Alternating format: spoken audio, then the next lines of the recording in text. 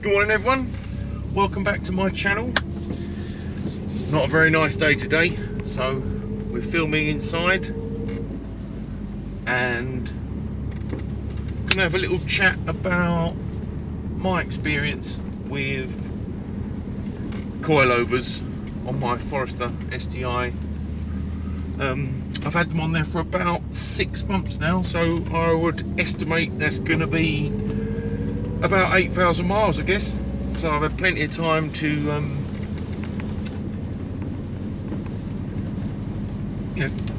get to grips with them, see what I think of them, and in a good position to explain my experience so far. So I'll put all the links to everything in the description in terms of where I bought them from. There's a couple of reviews that I'd based my initial research upon. One of them was, I don't know who did it actually, but it's a very, very interesting discussion on a guy fitting them particularly to a Forester Sti. And it just gave you a very good breakdown of the ride height you can expect, depending on whether you want to slam the car or keep the car standard, which is really, really important to me because I've always wanted to keep the car like OEM plus, for want of a better word. So as close to standard as possible, but just that tiny little bit better. Anyway, my STI springs were starting to get a little bit bouncy, shall we say, on the rears. Everything was still working alright. I was quite happy with them, car handled nicely, but they were just starting to pogo a little bit on the back, so they were getting a bit tired, I think. So anyway, as I say, I found this interesting write-up that explained that whilst MeisterR, the brand I went with, don't actually make them for the Forester, they do them for the apprx, and someone had already done all the investigation to see whether you could adjust the ride height so that the apprx model ones would fit on a Forester Sti but still supply the same ride height, which was really important to me. Anyway, so I'd read that article and that review, which I'll put a link to in the description below. I'd well recommend a read of it. And there's also a little section on Noisy Mini. I mean, I followed his website for a number of other things. He'd sort of documented all his Forester mods and maintenance and all sorts of things, really. Just an interesting, all-round interesting guy. I didn't read much of his MeisterR discussion or review, but just given the fact that he also fitted them to his car and kind of endorsed them, that was enough for me, really. Anyway, I'll put a link to that particular website in the description as well. Gives you detailed instructions on fitment and bits and bobs like fitment and adjustment and things like that. Anyway, another plus point for me really regarding MeisterRs is that the company that make them is probably 35-40 miles from where I live, and there's not many things these days that are made in England, so that was a nice little plus point for me. Plus, on the forums, the Forester Owners forum on Facebook, lots of people have MeisterRs. I've never seen any complaints about them. I know a lot of people recommended Tyne or Tane. There's been some discussion about Pedders, but it's like everything really. I've got it into my head that I wanted MeisterRs, and there wasn't really much that was likely to change that. You know how these things work out. Anyway, so I had them fitted summer 2022, and my instructions to my mechanic was to we could go down. I took photographs of the car on the standard shocks, and as I say, they had started to droop a little bit on the back. But my instructions to my mechanic were to we can go down 10 or 20 mil. I wanted to close up the cavernous gap on the front wheel arch. Didn't necessarily need to go down a great deal at the back, but I wanted to keep the line of the body kit parallel with the ground. Just thought I'd give it a good stance and a nice look. Anyway, so I did that, fitted them, and I also told him to do the fronts 10 clicks from soft and the backs 8 clicks from soft because I read that was good. Anyway, they ignored me on that front and just set them halfway. The MeisterR shocks have 32 points of adjustment on each one. Adjustment is a breeze, it literally takes 1 minute, and I have played with them a lot. Anyway, so as I say, they ignored that, and when I went and picked the car up, I said to the guy, what's it like, and he went, hard. Anyway, I took it out for a drive. Yes, it did feel a bit sort of really well planted as I popped down the drop curb off the garage forecourt and then took it for a drive, but it did feel nice. Anyway, then I probably spent the next month, 3 or 4 weeks, fiddling around with the suspension. Just, I suppose it's a bit like having a new toy. So, sorry, I'm driving and people are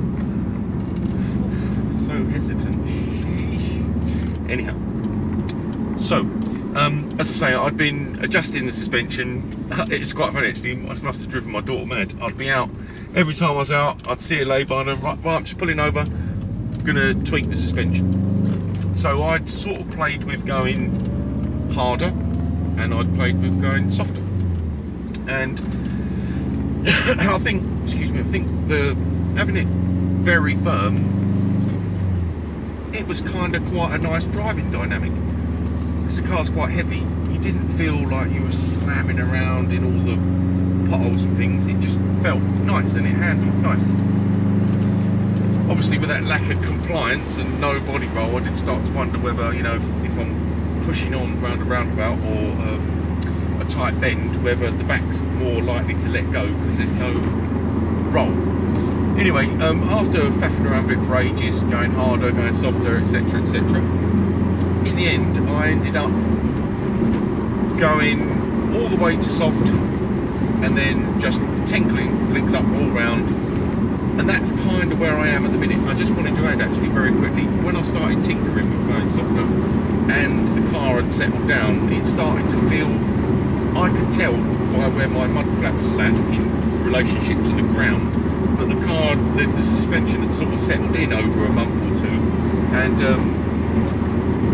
I'd started to get like well, I was concerned that I was going to get some rubbing. So during that 6-month period where I started to have that enthusiasm to make it softer for my own sanity, because it is my daily driver and I drive it to work and I do a lot of sort of motorway miles and dual carriageway miles,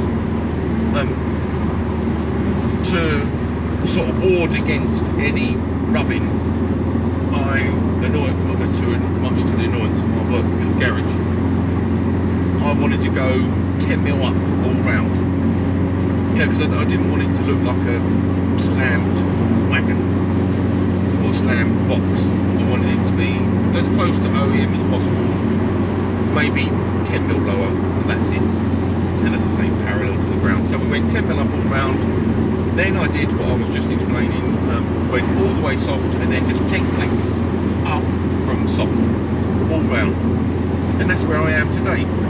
And I agree with what I said on the website that I mentioned at the start of the video, which again, as I say, I'll put a link in the description. It's ever so slightly softer and a little bit more compliant than standard Sg9 shocks and springs setup on the run. So, you know, dual carriageways, motorways, A roads, B roads, it feels really nice. However, when you push on and you're, you know, kicking it round a corner, back roads, B roads, etc, etc, sensational, absolutely sensational, really, really impressive. So I think a lot of questions get asked on the forum about coilovers. You know, number one question I think that I see is I don't want to ruin my daily driver. So here's my view.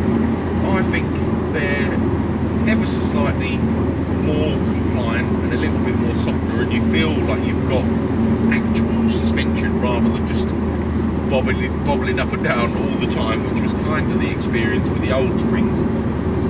So from that aspect they feel nice. I would say it's very hard to remember precisely what it was like. What would be ideal is if I had a friend that had a standard one and we could drive them and swap back to back and then compare notes, because of course 6 months into owning coilovers, to me now these are the only springs I've ever had, and it's hard to remember what it used to be like. So the only thing I would say, excuse me, is that you do notice potholes a little bit more, I think. As I say, we're in the middle of winter in the UK. Potholes again seem to be at their highest frequency. The government don't seem to be doing a huge amount about it, but that's another discussion. But yeah, when you hit little potholes, it just feels 5% more clunky. Now, I had a theory about that, and I wondered whether it's the hardness of the pads that seat up against the underneath of the body, you know, where the top mounts of the suspension are connected. But who knows? I'm not a mechanic, and I'm not an expert, although I'm relatively technically minded and sort of physics minded, etc., etc. So that's just a view, Maybe those mounts are a little bit firmer, which is why when you hit like a steering wheel sized pothole, you do feel it. I do have white line strut braces front and rear, and something that I've definitely noticed is that when you hit a bump, rather than feeling it on just the corner or just the side of the car that you've hit, having the strut braces front and back,